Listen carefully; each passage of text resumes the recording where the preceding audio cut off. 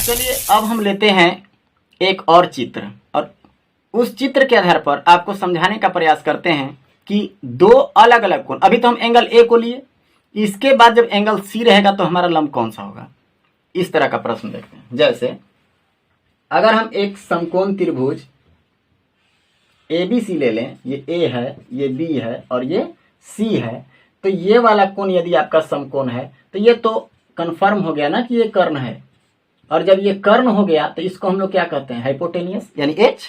अब बताइएगा ये जो आपका भुजा है वो लंब है कि आधार है, ये नहीं है। इसके बाद यहाँ आइए, ये BC है तो वो लंब है कि आधार है, अभी इसके बारे में भी पता नहीं है। तो चलिए कब पता चलेगा, जब यहाँ त्रिकोणमितीय अनुपात का जब सूत्र लिखने लगेंगे ना, उस समय पता चलेगा। तो चलिए देखते हैं। यहाँ पे हम सबसे पहले आपसे पूछते हैं साइन A बराबर, तो साइन A बराबर अगर पूछिए तो कौन कोना A। अब अगर A कोण के बारे में बोल रहा है तो A के सामने वाला क्या हो जाएगा, लंब। तो इसका सूत्र क्या होता है पहले ही जानिए। तो साइन A का सूत्र होता है लंब, बताए कि नहीं, अभी तुरंत पीछे बताए हैं।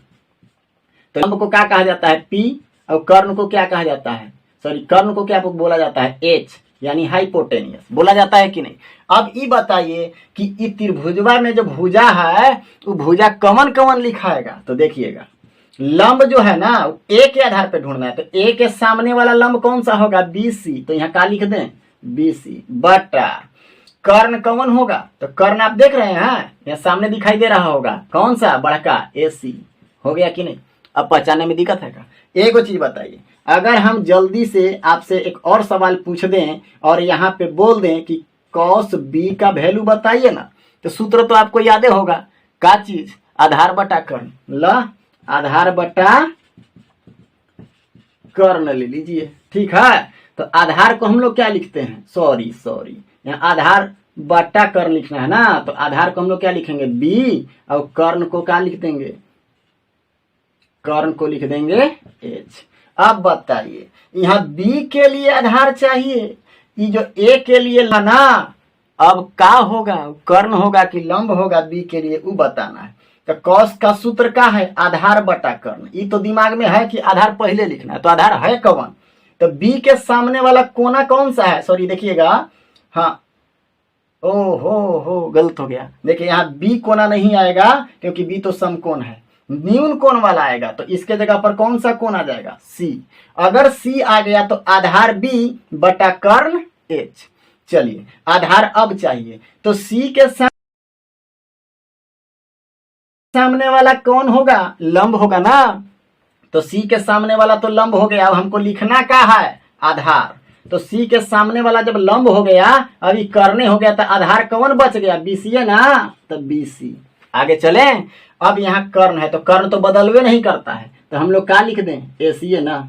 देखिए तो यहाँ लंब के आधार पर BC आ गया, अब यहाँ आधार के जगह पर BC आ गया।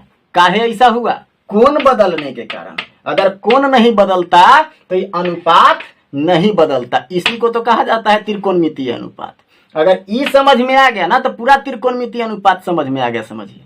चलिए आगे देखते हैं। अगर आपसे कोई बोल देना कि tan थीटा बराबर बता दीजिए, जब एकरा में थीटा कोणवा के नामे नहीं देवल है तो एक वैल्यू कहाँ से निकलेगा, नहीं निकलेगा, सिंपल बात है। तो इसके जगह पर दूसरा कोई ऐसा नाम देना होगा जो समकोण को छोड़ करके न्यून कोण वाला कोण है, या तो A या फिर C। तो कॉमन दे दे, A दे दे का ले लीजिए। अगर A दे देते हैं tan A बराबर, तो tan A का सूत्र क्या होता है, लंब बटा आधार होता है कि नहीं, लंब बटा आधार। तो चलिए लंब को हम लोग कहते हैं P, अब आधार को कहते हैं B। अब यह पता करना है कि P कौन और B कौन, मतलब लंब कौन और आधार कौन। आइए इधर, तो यहाँ पे हम लोग tan A के बारे में लंब और आधार तो जान रहे हैं, लेकिन यहाँ पे एंगल कौन सा है, A। तो A के सामने वाला लंब होगा ना, तो क्या होगा, BC।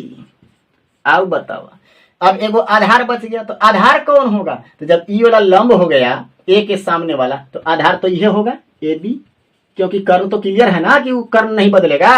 अब चलिए, अगर आपसे कोई कह दे कि ना कॉट का बताइए ना सर, कॉट ए का क्या होगा, तो कॉट ए के लिए हम लोग जानते क्या हैं, कॉट ए के बारे में हम लोग क्या जानते हैं, तो कॉट ए का सूत्र क्या होता है, तो वो होता है आधार बटा लंब, आधार बटा लंब।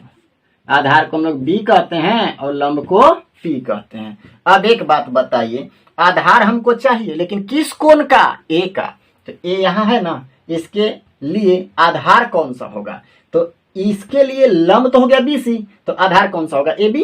तो यहाँ पे हम लोग क्या लिख लेंगे? ए बी बटा, अब हमको लंब चाहिए तो ए के लिए लंब यही तो है बीसी, तो लिख दें क्या? बीसी। इतना समझ में आया कि नहीं आया? आ गया होगा समझ में। अगर नहीं भी आया होगा तो कोई बात नहीं है, कमेंट कीजिए, आपको फिर से बताएंगे।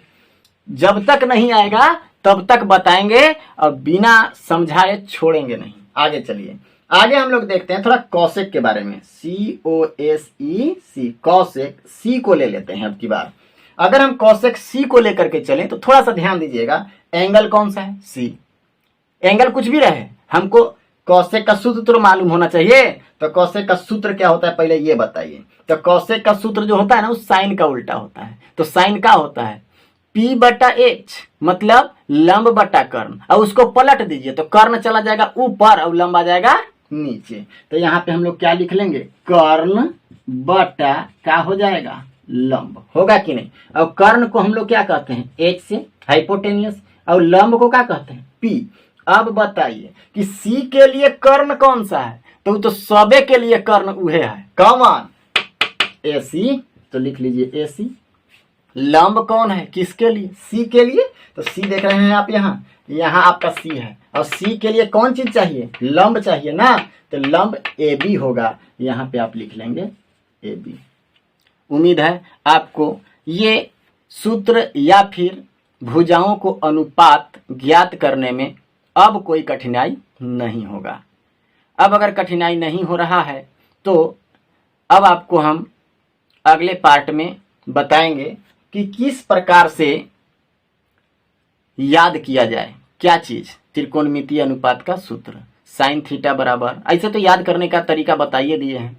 अब हम इसके आधार पर और भी सूत्र होंगे तो वो सूत्र का इस्तेमाल करेंगे, लेकिन उससे पहले एक सूत्र और हम आपको बता देना चाहेंगे कि जब भी आप त्रिकोणमितीय अनुपात को हल करने जाइएगा ना, तो उसमें एक ही भुजा, सॉरी 2 ही भुजा दिया हुआ रहेगा, एक भुजा नहीं रहेगा। अब बताइए, जब समकोण त्रिभुज में 2 भुजा देवल रहे और एगो भुजा ना देल रहे, तब क्या किया जाता है? तब पाइथागोरस प्रमेय। कौन सा? कर्ण स्क्वायर बराबर लंब स्क्वायर प्लस आधार स्क्वायर। उसके आधार पर हम लोग कौन सा कोना निकाल लेंगे? तीसर का। और जैसे ही तीसर का निकल गया तो सब अनुपात हमारे सामने है, जैसे जैसे कहेगा वैसे वैसे मार देंगे। अब क्या? ठीक है। तो चलिए, आज का सेशन यहीं पे समाप्त होता है। अगले बार हम लोग पाइथागोरस प्रमेय के साथ आपके सामने हाजिर होंगे, यानी पाइथागोरस के सूत्र जो होंगे उसके साथ हम आपके सामने आएंगे। लेकिन उससे पहले यदि आपको लगातार वीडियो चाहिए तो सब्सक्राइब, लाइक और शेयर करते रहिए, ताकि आपके साथ साथ आपके दोस्त लोग को भी ये वीडियो पहुंचता रहे और वो भी घर बैठे जो 10वीं कक्षा का क्लास चल रहा है उसको देख सकें और समझ सकें। कोई भी समस्या हो तो कमेंट करें, उसका जवाब हम देंगे और बताने का भी प्रयास करेंगे। Thank you.